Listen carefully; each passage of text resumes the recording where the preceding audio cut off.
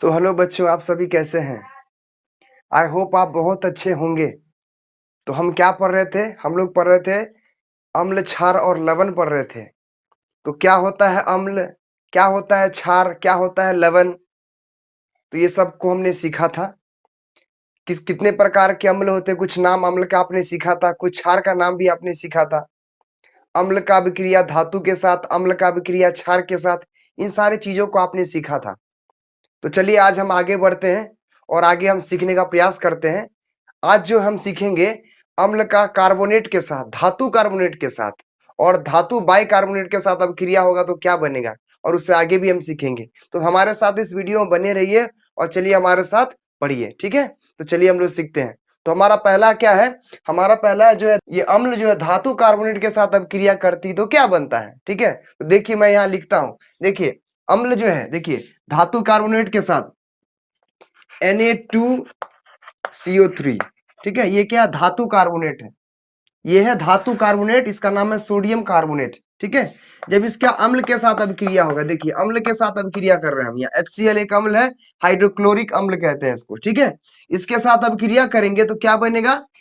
ये बनेगा NaCl, sodium chloride बनेगा, साथ में आपका बन जाएगा पानी बनेगा, और साथ में जो है कार्बन डाइऑक्साइड गैस बाहर निकलेगा, ठीक है। ये बैलेंस नहीं है, ये संतुलित नहीं। आप यहाँ 2 लगा दीजिए और उसके बाद यहाँ पर आप 2 लगा लीजिए, ये संतुलित हो जाएगा, ठीक है। तो हमने क्या देखा, कार्बोनेट के साथ जो अभिक्रिया करने पर, ये कार्बोनेट धातु कार्बोनेट के साथ क्या अम्ल अभिक्रिया करने से लवण बनता है और ये पानी बनता है और कार्बन डाइऑक्साइड गैस बाहर निकलती है। तो आप लिख लीजिए इसको कि धातु कार्बोनेट, जो लिख लीजिए धातु कार्बोनेट, धातु कार्बो धातु कार्बोनेट अम्ल के साथ अभिक्रिया करने पर, ठीक है, कोई भी अम्ल आप ले लीजिए, उसके साथ अभिक्रिया करने पर क्या बनेगा?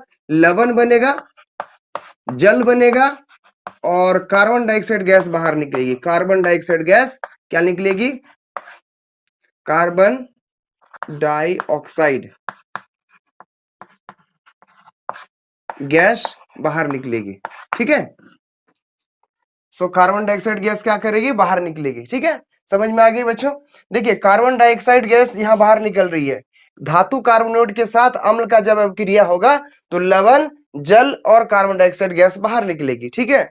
तो धातु बाइकार्बोनेट के साथ अभिक्रिया करेगा, यानी कि धातु हाइड्रोजन कार्बोनेट के साथ अभिक्रिया करेगा तो क्या बनेगा, तो ये भी हम सीखेंगे। पहले आप इसका स्क्रीनशॉट ले लीजिए।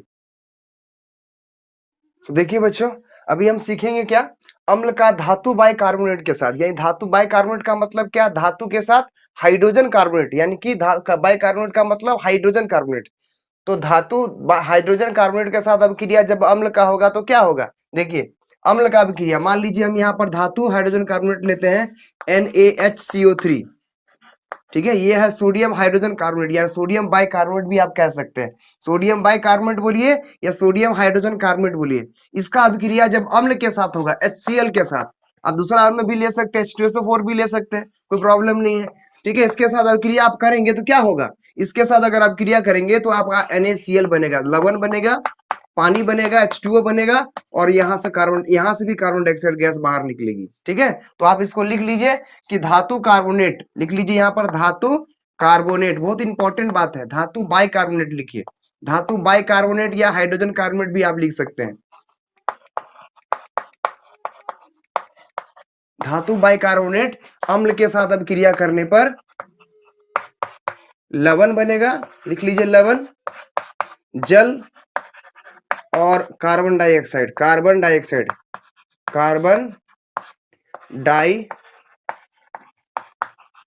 ऑक्साइड गैस बाहर निकलेगी, ठीक है। तो धातु कार्बोनेट के साथ अभिक्रिया करने पर लवण, जल और कार्बन डाइऑक्साइड गैस बाहर निकलेगी, और बाइकार्बोनेट के साथ यानी हाइड्रोजन कार्बोनेट के साथ भी, धातु हाइड्रोजन कार्बोनेट के साथ भी अभिक्रिया करने पर अम्ल का क्या होगा? लवण, जल और कार्बन डाइऑक्साइड गैस बाहर निकलती है, ठीक है। बात समझ में आ गई बच्चों? सो हम देखिए यहाँ पर धातु कार्बोनेट के साथ अम्ल का जब अभिक्रिया हुआ तो क्या बना? लवण, जल और कार्बन डाइऑक्साइड गैस, ठीक है। तो आगे हम सीखेंगे ये आगे, और हम सीखते हैं, पहले आप इसका स्क्रीनशॉट ले लीजिए। तो हमने क्या सीखा? हमने यह सीखा कि धातु कार्बोनेट अम्ल के साथ अभिक्रिया करने पर लवण, जल और कार्बन डाइऑक्साइड गैस बाहर निकलती है, और धातु बाइकार्बोनेट भी यानी कि हाइड्रोजन कार्बोनेट भी अम्ल के साथ अभिक्रिया करने पर क्या बनता है, लवण, जल और कार्बन डाइऑक्साइड गैस बाहर निकलती है। चलिए मैं एक बार फिर से आपके लिए लिख देता हूं, उसके बाद मैं आपको आगे बताता हूं। देखिए मैं एक बार फिर से रिवीजन करता हूं। देखिए Na2CO3 जो कि एक कार्बोनेट है, धातु कार्बोनेट, सोडियम कार्बोनेट है, किसके साथ अभिक्रिया कर रहा था, HCl के साथ अभिक्रिया कर रहा था। क्या बन रहा था, NaCl प्लस H2O और प्लस क्या बन रहा था, यहाँ पर CO2 गैस बन रहा था। ये कार्बोनेट है, ठीक है, धातु कार्बोनेट यानी सोडियम कार्बोनेट है। देखिए अब यहाँ पर और एग्जाम्पल हमने दिया था आपको NaHCO3, इसको hydrogen carbonate, sodium hydrogen carbonate है ये, ठीक है। इसका रिएक्शन HCl के साथ कीजिएगा, आप यहाँ 2 लगा लीजिए और यहाँ 2 लगा लीजिए, बैलेंस हो जाएगा, ठीक है, संतुलित हो जाएगा। देखिए सोडियम हाइड्रोजन कार्बोनेट HCl के साथ अभिक्रिया कीजिए करेगा तो क्या बनेगा, ये बन जाएगा NaCl, ठीक है, ये भी बनेगा H2O और यहाँ पर CO2 बन जाएगा, ठीक है, कार्बन डाइऑक्साइड गैस बाहर निकलेगी, ठीक है। तो यहाँ पर जो है ये जो कार्बन डाइऑक्साइड गैस अब बाहर निकल रही है, अब सपोज दैट मान लीजिए, देखिए यहाँ पर एक बीकर आप लेते हैं, एक बीकर लेते हैं इसमें, और यहाँ पर क्या करते हैं, इस बीकर में आप चाहे ये ले लीजिए चाहे ये ले लीजिए, ठीक है, दोनों में से कोई किसी को भी ले सकते हैं। सोडियम हाइड्रोजन कार्बोनेट ले लीजिए या सोडियम कार्बोनेट ले लीजिए। यहाँ पर लेने के बाद इसमें HCl अगर आप मिलाते हैं ना, तो यहाँ से क्या होगा, एक गैस निकलेगा, ठीक है, ये गैस निकलेगा। और ये गैस को अगर आप चूने का पानी में, ठीक है, देखिए इस परख नली में आप चूने का पानी ले लीजिए, इसका फॉर्मूला क्या होता है, CaOH का होल ट्वाइस, ये चूने का पानी है, ठीक है। अगर इसमें अगर आप कार्बन डाइऑक्साइड गैस को प्रवाहित करते तो क्या होगा, इस कार्बन डाइऑक्साइड गैस जो यहाँ से निकल रहा है, यहाँ से जो कार्बन डाइऑक्साइड गैस जो निकल रहा है, यहाँ कार्बन डाइऑक्साइड जो निकला है और यहाँ से निकल रहा है, उसको चूने का पानी में अगर आप डालते हैं, देखिए हम यहाँ पर चूने का पानी में कार्बन डाइऑक्साइड गैस डाल देंगे तो क्या बनेगा, देखिए CaCO3, ठीक है, CaCO3 प्लस क्या बनेगा, यहाँ पर H2O बनेगा, ठीक है। ये CaCO3 क्या है, ये कैल्शियम कार्बोनेट है, क्या है, कैल्शियम कार्बोनेट है, कैल्शियम कार्बोनेट और पानी बनेगा, ठीक है।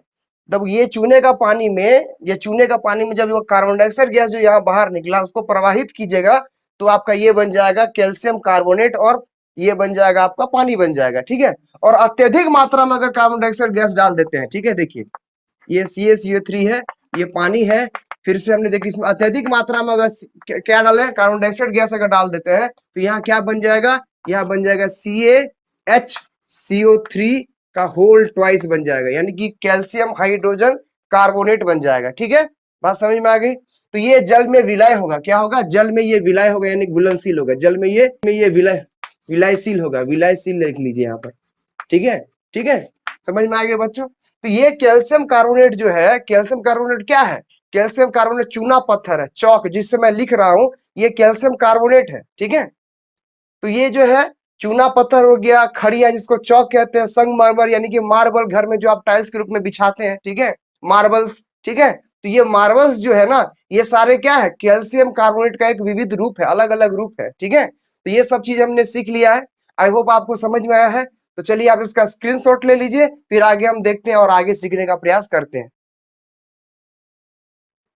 तो देखिए बच्चों आगे हम सीखेंगे क्या, अम्ल जब क्षारक के साथ अभिक्रिया करता है तो क्या बनता है। हमने अम्ल का अभिक्रिया धातु के साथ देखा, अम्ल का अभिक्रिया हमने कार्बोनेट के साथ, बाइकार्बोनेट के साथ भी देखा हमने, ठीक है।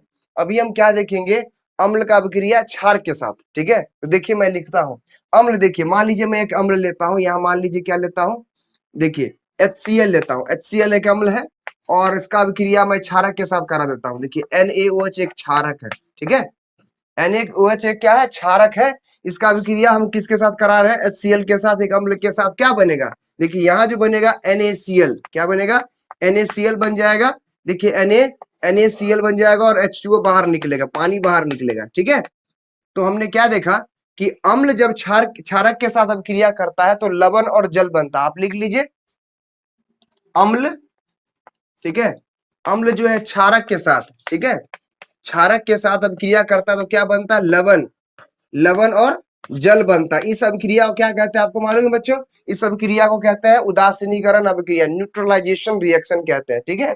तो और मैं एक उदाहरण देके आपको समझा देता हूं। देखिए दूसरा एक अम्ल मैं लेता हूं H2SO4, देखिए H2SO4 एक क्या है, ये क्या है, सल्फ्यूरिक अम्ल है, क्या है, सल्फ्यूरिक अम्ल है। इसका अभिक्रिया अगर NaOH के साथ आप कीजिएगा, NaOH के साथ, तो क्या बनेगा, यहाँ जो बनेगा आपका जो Na2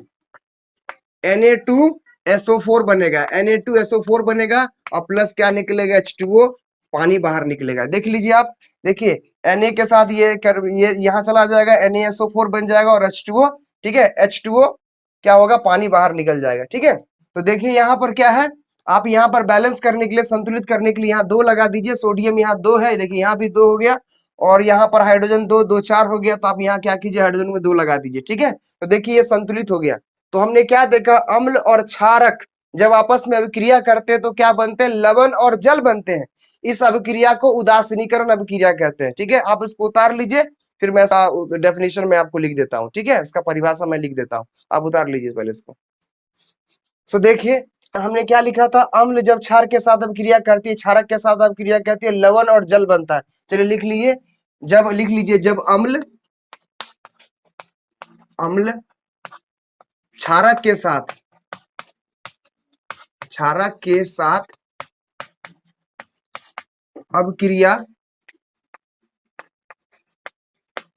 अभिक्रिया करती है तो लवण एवं जल का निर्माण होता है, इसे उदासीनीकरण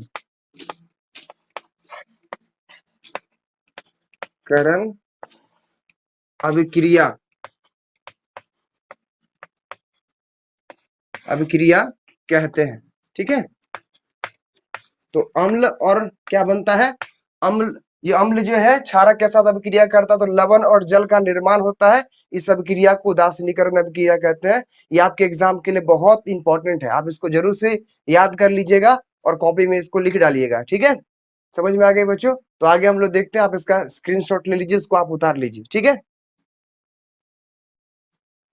सो देखिए बच्चों, आगे हम सीखेंगे अम्ल का धातु ऑक्साइड के साथ अभिक्रिया होगा तो क्या बनेगा। ठीक है, तो अम्ल जो है, मान लीजिए एक अम्ल हम लेते हैं यहाँ पर HCl, ठीक है, और HCl का अभिक्रिया करते हैं धातु ऑक्साइड के साथ। धातु ऑक्साइड का मान लीजिए क्या ले, हम CaO ले ले।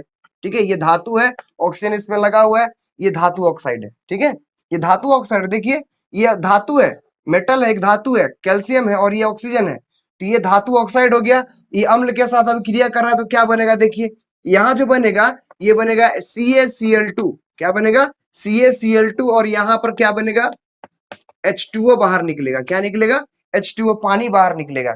आप यहाँ बैलेंस करने के लिए, यहाँ पर क्या कीजिए, संतुलित करने के लिए 2 लगा दीजिए। ठीक है, देखिए यहाँ पर हाइड्रोजन 2 हो गया, यहाँ भी हाइड्रोजन 2, ऑक्सीजन यहाँ 1 है, इधर भी ऑक्सीजन 1 है, क्लोरीन यहाँ 2 है, यहाँ भी क्लोरीन 2 है। ठीक है, तो देखा हमने क्या देखा, अम्ल के साथ धातु ऑक्साइड का अभिक्रिया करने पर क्या बन रहा है, लवण और जल बन रहा है। ठीक है, और उदाहरण लेके हम समझ सकते हैं, देखिए यहाँ पर देखिए HCl हो गया और इसका अभिक्रिया हम करा दे Na2 के साथ, Na2O के साथ करा दे। Na2 क्या है, ये है आपका सोडियम ऑक्साइड है। ठीक है, ये धातु ऑक्साइड है। ठीक है, इसका भी क्रिया कराइएगा तो क्या बनेगा, NaCl बनेगा और H2O बाहर निकलेगा।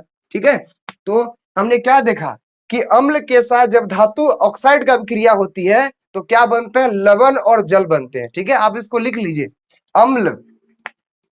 अम्ल जो है धातु ऑक्साइड के साथ, लिख लीजिए धातु ऑक्साइड, कोई भी धातु ऑक्साइड हो सकता है। ठीक है, धातु ऑक्साइड के साथ अब क्रिया करने पर क्या बनता है, लवण और जल। ठीक है, लवण और जल का निर्माण होता है। ठीक है, तो इससे क्या पता चलता है, इससे पता चलता है कि धातु ऑक्साइड जो होते हैं ना, वो क्या होते हैं, क्षारकीय प्रकृति के होते हैं। ठीक है, लिख लीजिए आप इसको, धातु ऑक्साइड कैसे प्रकृति के होते हैं, क्षारकीय प्रकृति का, ये क्षारीय होते हैं। ठीक है, क्षारकीय नेचर का होते हैं, क्षारीय नेचर होता है, एक तरह का क्षार की तरह काम करता है।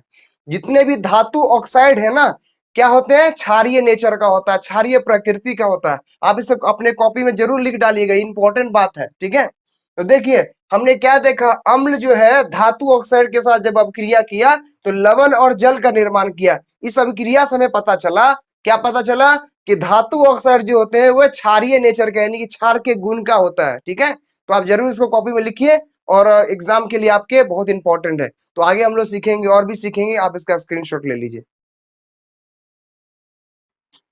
सो देखिए बच्चों, आगे हम लोग सीखने के लिए जा रहे हैं। आगे क्या है, क्षारक जब अधात्विक ऑक्साइड के साथ अब क्रिया करेगा तो क्या होगा। ठीक है, हमने क्या सीखा, हमने सीखा कि अम्ल जो है धात्विक ऑक्साइड के साथ अब क्रिया करने पर लवण और जल का निर्माण करता है। ठीक है, तो ये जो है, ये क्षारक जो है, क्षारक अधात्विक ऑक्साइड के साथ अब क्रिया करने पर क्या बनेगा। तो देखिए, आप लिख के देखिए यहाँ पर, देखिए मैं एक क्षारक ले लेता हूं CaOH का होल ट्वाइस, ये क्या है, कैल्शियम हाइड्रोक्साइड है। ठीक है, इसका अब क्रिया कराइएगा आप CO2 के साथ, क्या किसके साथ कराइए, CO2 के साथ। CO2 एक अधात्विक ऑक्साइड है, देखिए अधातु, कार्बन एक अधातु है और उसका ऑक्साइड है, इसलिए अधात्विक ऑक्साइड कहा गया है इसको। ठीक है, अधात्विक ऑक्साइड यानी कि धातु ऑक्साइड नहीं है, ये अधात्विक ऑक्साइड, अधातु ऑक्साइड है। ठीक है, तो ये क्षारक जब अधातु ऑक्साइड के साथ अब क्रिया करता है तो देखिए क्या बन रहा है यहाँ पर, यहाँ जो बनेगा, ये बनेगा, क्या बनेगा, CaCO3 बनेगा। ठीक है, कैल्शियम कार्बोनेट बनता है, क्या बनेगा, कैल्शियम कार्बोनेट बनेगा और पानी बाहर निकलेगा। ठीक है, क्लियर है, बात समझ में आ रही बच्चों। तो देखिए यहाँ पर हमने यहाँ क्या देखा, हमने यहाँ देखा कि जब ये जो क्षारक है, जब अधात्विक ऑक्साइड के साथ ये कार्बन डाइऑक्साइड के साथ अभिक्रिया किया तो CaCO3 और H2O बना। ये क्या पता चल रहा है इससे, कि जो जितने भी क्षारक होते हैं ना, ये क्षारक क्या होते हैं, ये अधात्विक ऑक्साइड के साथ अभिक्रिया करने पर लवण और जल बनता है। ठीक है, आप लिख लीजिए इसको, क्षारक, क्षारक अधात्विक ऑक्साइड के साथ, अधातु, आप अधातु ऑक्साइड लिख लीजिए, ऑक्साइड के साथ अभिक्रिया करने पर क्या बनते हैं, लवण बनते हैं और जल बनते हैं। ठीक है, तो इस अभिक्रिया से हमें क्या मालूम चल रहा है, इस अभिक्रिया से मालूम चल रहा है कार्बन डाइऑक्साइड जो है, ये कार्बन डाइऑक्साइड कैसा होता है, कार्बन डाइऑक्साइड जो है ये अम्लीय प्रकृति का होता है। कैसा प्रकृति का होता है, अम्लीय प्रकृति का, यानी कि जितना भी अधातु ऑक्साइड है वो सारे अम्लीय प्रकृति के होते हैं। हमने क्या सीखा था, अम्ल, ये अम्ल जब क्षारक के साथ अभिक्रिया किया था, लवण और जल का निर्माण किया था। इस अभिक्रिया को हम लोग क्या कहते हैं, उदासीनीकरण अभिक्रिया। अम्ल जब क्षारक के साथ अभिक्रिया किया था तो लवण और जल का निर्माण किया था, और इस अभिक्रिया को उदासीनीकरण अभिक्रिया कहते हैं। और यहाँ हम क्या देख रहे हैं, यहाँ भी लवण और जल का निर्माण हो रहा है। ये तो क्षार है, इसका मतलब ये कैसा प्रकृति का, अम्लीय प्रकृति का, यानी कि ये अम्लीय प्रकृति का, यानी कि अधातु ऑक्साइड कैसा होते हैं, अम्लीय प्रकृति का होता है। यानी इस अभिक्रिया से हमें मालूम चल रहा है कि अधातु ऑक्साइड जो होते हैं वे अम्लीय प्रकृति का होते हैं। ठीक है, आप इसको कॉपी में जरूर से नोट डाउन कर लीजिए, ये भी आपके एग्जाम के लिए बहुत इंपॉर्टेंट है। यहाँ मैं लिख देता हूँ, अधातु जो होते हैं अम्लीय प्रकृति के होते हैं। कैसे होते हैं, अम्लीय प्रकृति का। ठीक है, बहुत इंपॉर्टेंट है, अम्लीय प्रकृति। ठीक है, यानी कि अम्लीय नेचर का होते हैं। ठीक है, अम्लीय नेचर इसका होता है, एसिडिक नेचर होता है, अम्लीय प्रकृति के होते हैं। आप जरूर इसको कॉपी में लिख लीजिए, ये आपके एग्जाम के लिए बहुत इंपॉर्टेंट है। चलिए आप इसको नोट डाउन कर लीजिए। तो आज बच्चों हमने क्या क्या सीखा, हमने ये सीखा अम्ल का जो है क्षारक के साथ अब क्रिया होती तो क्या बनता है। अम्ल जब है अधात्विक ऑक्साइड के साथ, अम्ल जो है धातु ऑक्साइड के साथ अब क्रिया करता है तो क्या बनता है। क्षारक जब अधात्विक ऑक्साइड के साथ अब क्रिया करता है तो क्या बनता है। तो ये सब हमने सीखा। आई होप आपको ये समझ में आया होगा। अगर आपको ये चीज समझ में नहीं आया है तो जरूर आप कमेंट बॉक्स में लिख दीजिए इसको, मैं इन सारे बातों को फिर से एक्सप्लेन करने का प्रयास करूंगा। ठीक है, और ये सब आपके एग्जाम के लिए बहुत इंपॉर्टेंट है, तो जरूर आप इसको लिखिए, कॉपी में सीखिए, और यदि कोई डाउट होता है तो कमेंट बॉक्स में जरूर इसको लिख दीजिए। ठीक है, आई होप आपको ये वीडियो समझ में आया होगा। अगर समझ में आया है तो जरूर आप चैनल को सब्सक्राइब कर लीजिए, और ये जो है वीडियो को दोस्तों के साथ शेयर कीजिए। ठीक है, इस वीडियो को देखने के लिए आपका धन्यवाद।